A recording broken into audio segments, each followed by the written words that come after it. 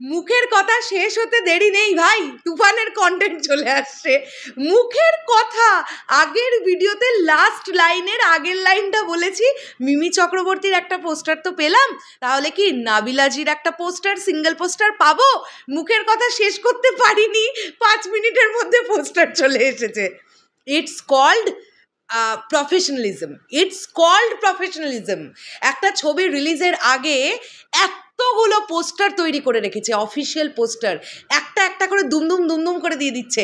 তোমরা দেখেছো এরকম যে এর আগে কোনো বাংলা সিনেমার ক্ষেত্রে এমনটা হয়েছে যে দুপুরবেলার দিকে চলে এলো হচ্ছে সিনেমার নায়কের পোস্টার, আর সন্ধ্যেবেলা 2 নায়িকার পোস্টার, তাও আবার এক পোস্টারে 2 জন নয়, 2 জনের জন্য ইন্ডিভিজুয়াল 2টো পোস্টার। এটাকে বলা হয় ছোকে কাজ করা। এই জন্যেই একটা প্রপার প্ল্যানিং দরকার। হ্যালো আমার সাকিবিয়ান ভাইরা বোনেরা, চলে এলাম আরও একটা নতুন ভিডিও নিয়ে। আমি জানি হয়তো অনেকেই এটা এখন ভাবছো যে দিদি কিছুক্ষণ আগেই তো মিমি চক্রবর্তীর পোস্টারটা নিয়ে ভিডিও এলো, এখন তুমি আবার এইটুকু সময়ের মধ্যে নাবিলাজিরটা নিয়েও করতে চলে এলে। হ্যাঁ, আমার কাছে অবশ্যই দুজনেই সেম প্রায়োরিটি পাবে। মিমি চক্রবর্তীও এই ছবির নায়িকা, নাবিলাজিও তো এই ছবির নায়িকা, তাই মিমি চক্রবর্তীর পোস্টারটা নিয়ে যদি সাথে সাথে কথা বলতে পারি, নাবিলাজিরটা নিয়ে কেন নয়? তো এখন আমরা কথা বলবো নাবিলাজির যে ইন্ডিভিজুয়াল পোস্টারটা এলো সেইটা নিয়ে। আগে আমাদের দেখতে হবে যে চরকি কি লিখছে। চরকি লিখছে তুফানের সঙ্গী হয়ে আসছে মাসুমা রহমান নাবিলা।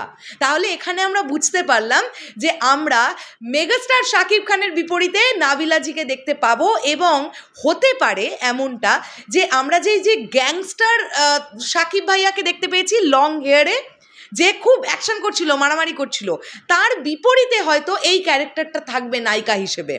হ্যাঁ, সবটাই কিন্তু দেখো প্রেডিকশন করছি, নাই মিলতে পারে কিছু, কি যে অ্যাকচুয়ালি হবে সেটা জানার জন্যে তোমাদের আর 5টা দিন ওয়েট করতে হবে, আর আমাকে আর মোটামুটি 15-16টা দিন ওয়েট করতে হবে। এবারে চলে আসি ডিরেক্টলি পোস্টারটা কেমন লাগলো। সব থেকে বড় কথা হচ্ছে এই পোস্টারটা আমাদেরকে বুঝিয়ে দিয়েছে যে নাবিলাজি তার হবি বা তার প্যাশন অথবা তার প্রফেশন কি, দুটোর মধ্যে যে কোনো একটা হতে পারে। একটা তো এরকম হতে পারে যে তিনি একজন ফ্যাশন ডিজাইনার এবং তিনি সেটা প্যাশনেটলি করেন, মানে তিনি ভালোবেসে সেটাকে করেন। কেননা খুব লক্ষ্য করো, এখানে নাবিলাজির ঠিক পিছনে আমরা ব্যাকগ্রাউন্ড হিসেবে দেখতে পাচ্ছি বেশ কিছু সেলাই মেশিন, আর ওই দূরে থাকতে দেখতে পাচ্ছি একটা জামা, যেটা একটা মডেলকে পরিয়ে রাখা হয়েছে, এবং বাকি আরও ধারে কাছে আনুষঙ্গিক যা জিনিসপত্র দেখতে পাচ্ছি, তাতে করে মনে হচ্ছে এই নাবিলাজি কিন্তু হতেও পারেন একজন টেলার বা ফ্যাশন ডিজাইনার, কস্টিউম ডিজাইনার, যিনি খুব ভালো জামা কাপড় তৈরি করেন। এবং তার হাতে আমরা একটা রেডিও দেখতে পাচ্ছি। তোমরা মনে করে দেখো, তুফানের যখন লুক সেটের ফটোগুলো এসেছিল তখন নাবিলাজিকে আমরা এক্স্যাক্টলি এরকম একটা কস্টিউমে, এরকম একটা লুকে দেখতে পেয়েছিলাম। এটা কিন্তু সেই ফটোটাই যেটা পোস্টার হিসেবে ইউজ করলো তুফান টিম, ওই এক্স্যাক্ট ফটোটা। হাতে একটা রেডিও দেখতে পাচ্ছি, তাহলে কি এই ক্যারেক্টারটা খুব গান শুনতে পছন্দ করে বা সংবাদ শুনতে পছন্দ করে? রেডিও নিয়ে থাকতে পারে। দেখো 90s সময় কিন্তু এত টেলিভিশন বা কম্পিউটার বা মোবাইল ফোনের যুগ ছিল না, তখন মানুষের কাছে চিঠি লেখার ধরন ছিল ডাকবাক্স, আর খবর শোনা বা গান শোনার মাধ্যম ছিল রেডিও। তাই আমরা কিন্তু দেখতে পাচ্ছি এই ক্যারেক্টারটার হাতে রেডিও, এবং সে খুব যত্ন করে সেটাকে ধরে আছে।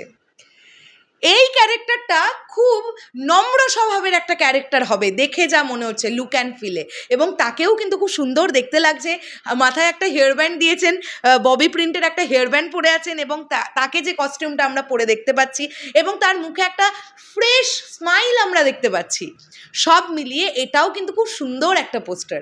আমরা এটা বুঝতে পারছি তুফানের নায়িকা দুজন হয়তো দুরকমের ক্যারেক্টার পোর্ট্রে করতে আসছেন।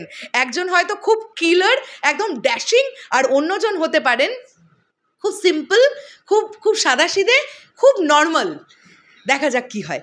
শেষ করলাম ভিডিওটা, দেখা হচ্ছে আবার খুব শীঘ্রই। তোমাদের কাছে কেমন লাগলো এই পোস্টারটা কমেন্ট করে জানিও। টাটা।